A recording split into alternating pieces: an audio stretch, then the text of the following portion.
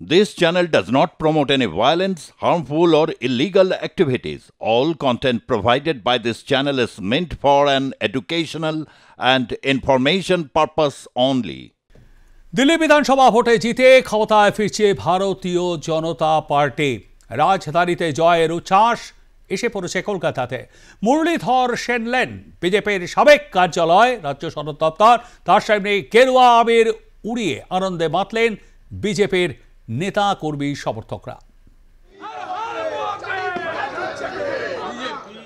দিল্লিতে আড়াই দশক পর অভাবনীয় সাফল্য ভারতীয় জনতা পার্টির।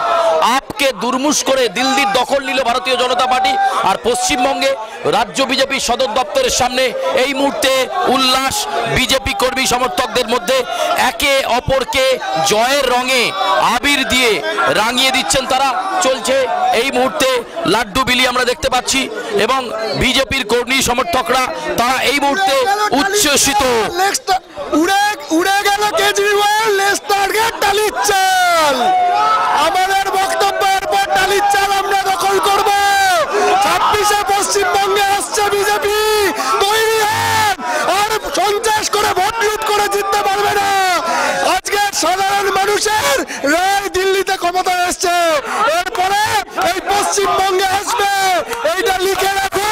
একেবারে বিজেপি কর্মী সমর্থকরা এই মুহূর্তে উচ্ছ্বসিত, দলীয় পতাকা নিয়ে তারা উচ্ছ্বাস করছেন এবং আমরা যে ছবি দেখতে পাচ্ছি রাজ্য বিজেপি সদর দপ্তরের সামনে বিজেপি কর্মী সমর্থকরা উজ্জীবিত রয়েছেন। সুবোধের সঙ্গে একটু কথা বলবো। এই দিল্লিতে যে অভাবনীয় সাফল্য, এরপর টার্গেট কি? টার্গেট পশ্চিমবাংলা। 27 বছর পর যদি দিল্লিতে ভারতীয় জনতা পার্টি ঐক্যবদ্ধভাবে সাংগঠনিকভাবে যদি লড়াই করে আমরা গভর্নমেন্ট রুল করতে পারি, পশ্চিমবাংলায় কেন হবে না? আগামী 2026-এ আমরা সবাই মিলিতভাবে এক হয়ে আমরা এই বাংলার যে মোস্ট কারাপ্টেড সিএম মুখ্যমন্ত্রী মমতা ব্যানার্জি, তাকে আমরা এই বাংলা থেকে সরাবো, তাকে তাড়াবো এখান থেকে।